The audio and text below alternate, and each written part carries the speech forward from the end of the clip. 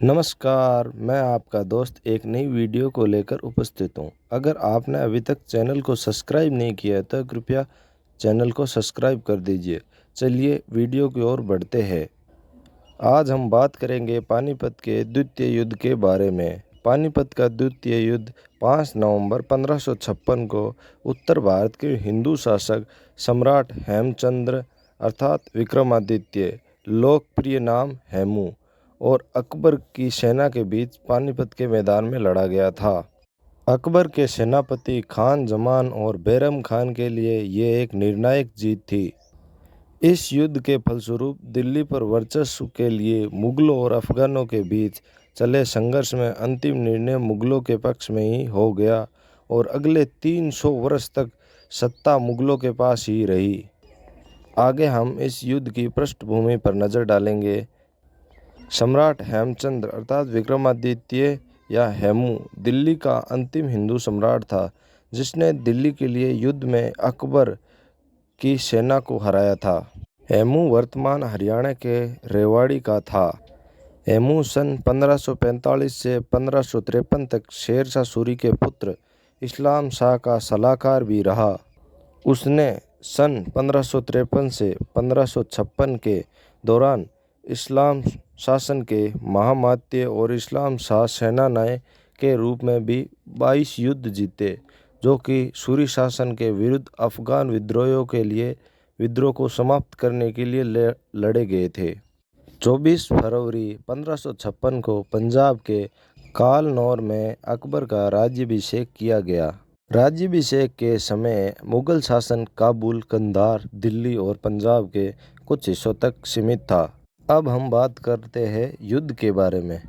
अकबर और उसके संरक्षक बैरम खान ने युद्ध में भाग नहीं लिया तथा वे युद्ध क्षेत्र से 5 कोस दूर तैनात थे। बैरम खान 13 वर्षीय बाल राजा को व्यक्तिगत रूप से युद्ध के मैदान में उपस्थित होने की अनुमति नहीं देते। इसके बजाय उसे 5000 अच्छी तरह से प्रशिक्षित और सबसे वफादार सैनिकों के एक विशेष गार्ड के साथ सुरक्षा प्रदान की गई थी और वे युद्ध के मैदान से एक सुरक्षित दूरी पर तैनात थे। हेमू ने अपनी सेना का नेतृत्व स्वयं किया। हेमू की सेना 1500 हाथियों और उत्कृष्ट तोपखानों से सुसज्जित थी। हेमू 30,000 की सुप्रशिक्षित राजपूत और अफगान अश्वारोही सेना के साथ उत्कृष्ट क्रम में आगे बढ़ा। अब हम एक नज़र युद्ध के परिणाम पर भी डालते हैं।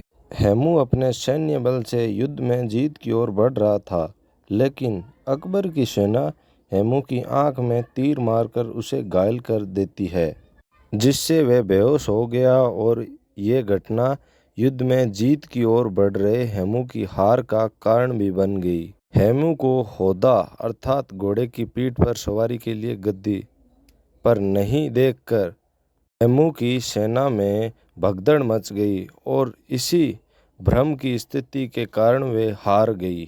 युद्ध समाप्त होने के कई घंटों के बाद हेमू को मृत अवस्था में पाया गया और उसे शाह कुली खान महरम द्वारा पानीपत के शिविर में अकबर के डेरे पर लाया गया।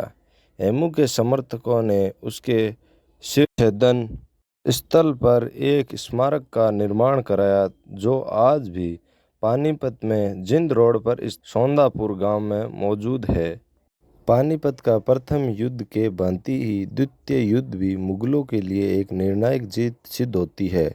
तो अभी तक आपने हमारे चैनल को सब्सक्राइब नहीं किया है तो कृपया सब्सक्राइब कर दीजिए और लाइक और कमेंट ज़रूर कीजिए।